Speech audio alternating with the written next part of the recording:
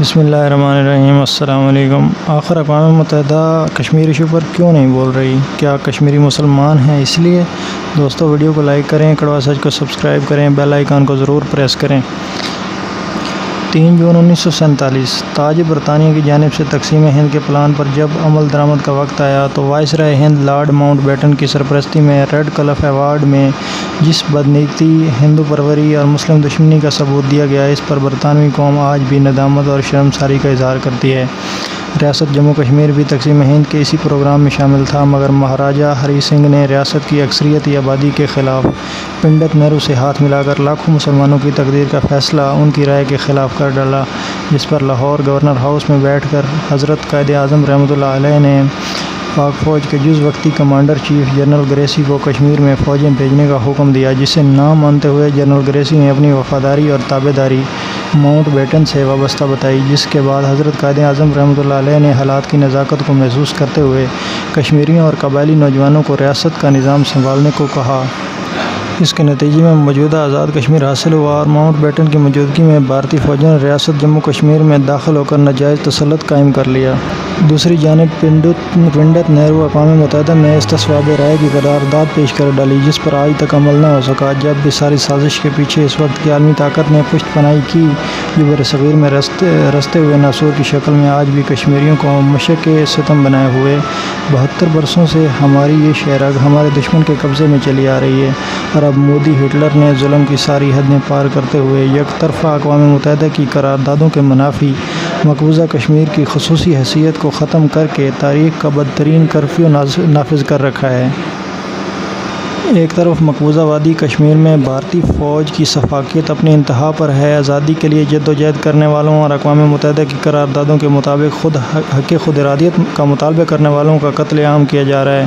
نوجوانوں کو بہیمانہ تشدد سے شہید کیا جا رہا ہے، عورتوں کی عصمت کو پامال کیا جا رہا ہے، حریت رہنماؤں کو قید اور نظر بند کیا گیا ہے، جبکہ دوسری جانب بھارت یہ چاہتا ہے کہ اس ظلم و سفاکیت کے خلاف کوئی آواز اٹھانے والا بھی نہ ہو، کوئی ان پر مظلوم کشمیریوں کی آواز نہ بنے۔ کشمیریوں پر ہونے والے مظالم اقوام عالم کے سامنے نمایاں کرنے پر کہیں پاکستان پر دہشت گردی کے الزام لگائے جاتے ہیں۔ آج ارض کشمیر میں بسنے والے نہتے کشمیری صفاق بھارتی فوج کے خطرناک اسلحہ کا مقابلہ محض پتھروں سے کر رہے ہیں۔ مرد و زن، عورتیں اور بچے آزادی کے نام پر مر رہے ہیں، کٹ رہے ہیں، زخمی ہو رہے ہیں، جیلوں میں سڑ رہے ہیں۔ یہ سب در حقیقت بھارتی ناجائز تسلط سے آزادی اور پاکستان کے ساتھ الحاق کے لیے جاری ہیں۔ کشمیری چاہتے ہیں کہ انہیں رائے شماری کا حق دیا جائے، جس کا اقوام متحدہ وعدہ کر چکی ہے، مگر اقوام متحدہ اور عالمی برادری کشمیر کے مسئلے سے مسلسل آنکھیں بند کیے ہوئے ہے۔ ان حالات میں وہاں پر پتھروں سے ٹینکوں کا مقابلہ کرنے والے کشمیریوں میں غصہ اور اشتعال مزید بڑھ رہا ہے، کیونکہ آزادی ایک ایسی نعمت ہے جو کسی بھی انسان کو اپنی مرضی کے مطابق زندگی گزارنے کے موقع فراہم کرتی ہے، اور کوئی بھی قوم اپنی ثقافت، روایات اور مذہبی آزادی کے تحت اپنی زندگی بطور آزاد شہری گزار سکتی ہے، اور آزاد قومیں ہی دنیا میں اپنی نسل در نسل شناخت کا باعث بنتی ہیں۔ پاکستان بھارتی فوج کے کشمیریوں پر مظالم کے 72 سال گزرنے کے بعد بھی اس مسئلے کے حل کے لیے مصروف عمل ہے، لیکن بھارت کبھی اس معاملے کے حل میں سنجیدہ نہیں رہا۔ سوال یہ ہے کہ آج تک مسئلہ کشمیر پر اقوام متحدہ ناکام کیوں ہے؟ کشمیر پر غاصبانہ قبضہ بھارت کی ایک ایسی ننگی جارحیت ہے جس نے یہاں ایک طرف انسانی حقوق کے بین الاقوامی قانون کی کھلم کھلا خلاف ورزی کی، وہیں دوسری طرف ایک قابض طاقتور کے طور پر چاروں جنیوا کنونشنز اور ان کے مشترکہ آرٹیکل نمبر 3 کی صریح خلاف ورزی بھی کی ہے۔